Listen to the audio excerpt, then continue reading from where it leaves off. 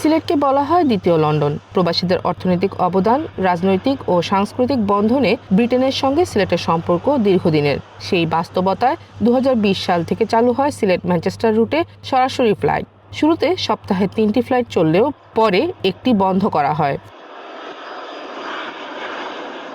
নির্বিঘ্নে যাত্রার কারণে জনপ্রিয় হয়ে ওঠা এই রুট আগামী 1 মার্চ থেকে পুরোপুরি বন্ধ ঘোষণা করেছে বিমান কর্তৃপক্ষ। গত কয়েক বছরে কয়েকবার বন্ধের সিদ্ধান্ত এলেও প্রবাসীদের দাবির মুখে তা স্থগিত করা হয়। তবে এবার আর্থিক ক্ষতির কারণ দেখিয়ে স্থায়ীভাবে ফ্লাইট বন্ধের সিদ্ধান্ত নেওয়া হয়েছে। প্রবাসীদের অভিযোগ, সঠিক ব্যবস্থাপনার অভাবে লাভজনক রুটকে ক্ষতিগ্রস্ত দেখানো হচ্ছে। তাদের দাবি, ফ্লাইট চালু না হলে রেমিটেন্স পাঠানো বন্ধের মতো কঠোর সিদ্ধান্তও নিতে পারেন তারা। প্রয়োজনে এই রুটে নিজস্ব ব্যবস্থাপনায় বিমান পরিচালনার কথাও ভাবছেন প্রবাসীরা। যে রেমিটেন্স এইগুলা দিয়া যে বাংলাদেশের টাকা চলে, সেই আমরা সিলেটিদের সাথে বৈষম্য তারা সারা জীবন থেকে করিয়া আমরা নর্থ আমেরিকার এনআরবি সিলেট এনআরবি লইয়া আমরা কঠোর থেকে কঠোর আন্দোলন করবো, আমরা ঘেরাও কর্মসূচি করবো, যতটুকু পৌঁছানো ম্যানচেস্টারের ফ্লাইট সিলেট ডিরেক্ট ফ্লাইট আমরা চালু করে দেখাইবো ইনশাআল্লাহ। এই আন্দোলনে বিমান কর্তৃপক্ষ কর্ণপাত না করেন তাহলে আমরা পরবর্তী পদক্ষেপ হিসাবে আমরা রেমিটেন্স বন্ধের ঘোষণায় যাব। বৈষম্যমূলক আচরণ থেকে যদি আমাদেরকে মুক্ত না করা হয়, আগামীতে আমরা রেমিটেন্সের মাধ্যমে সিলেটের চুনাপাথর পাথর সহ বিভিন্ন কিছু সারা বাংলাদেশে যায়, আমরা বিভিন্ন ধরনের কর্মসূচি দিব, বাধ্য করবো আমাদের দাবি দেওয়া মানতে। 2 কোটি টাকার উপরে প্রতি মাসে প্রফিট হচ্ছে, তাহলে একটি লাভজনক ফ্লাইট কেন বন্ধ করা হবে? ফ্লাইট চালুর দাবিতে সিলেট বিমান অফিস ঘেরাও সহ বিভিন্ন কর্মসূচি পালন করেছেন তারা। আন্দোলনে একাত্মতা প্রকাশ করেছেন স্থানীয় রাজনৈতিক নেতারাও। তাদের অভিযোগ, সিলেটবাসীকে বঞ্চিত করতেই এমন সিদ্ধান্ত। কর্তৃপক্ষ এটি অলাভজনক বলছেন, কিন্তু এর সপক্ষে কোনো কাগজপত্র অথবা প্রুফ দেখাচ্ছেন না। কর্তৃপক্ষ 2006 সালে যখন এটি শুরু হয় তখন থেকে 2006, 2007, তার পরবর্তীতে 2010, 2011 এইভাবে ওনারা বছর বছর এই অপকর্মগুলো করে যাচ্ছেন। আমরা বিনয়ের সহিত তাদের দৃষ্টি আকর্ষণ করার চেষ্টা করেছি বারে বারে।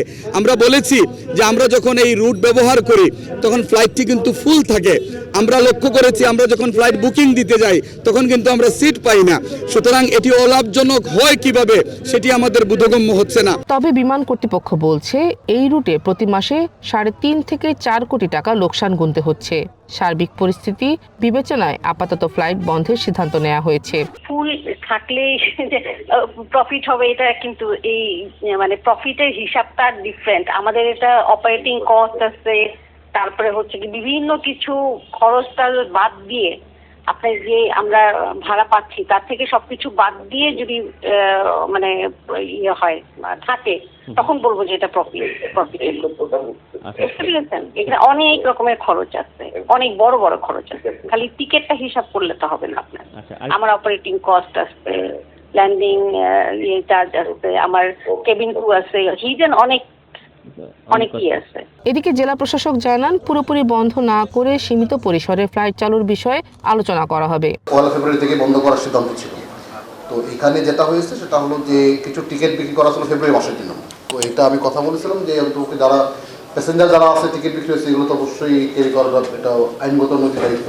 টিকিট বিক্রি হয়েছে তো দেন এটা 1 মাস পিছানো হলো। লস করে আসলে বিমান অপারেট করা মুশকিল। তো এটাকে মিনিমাইজ কীভাবে করা যায় এটা তো একটা বিষয়, ভাববার বিষয় আছে এখানে।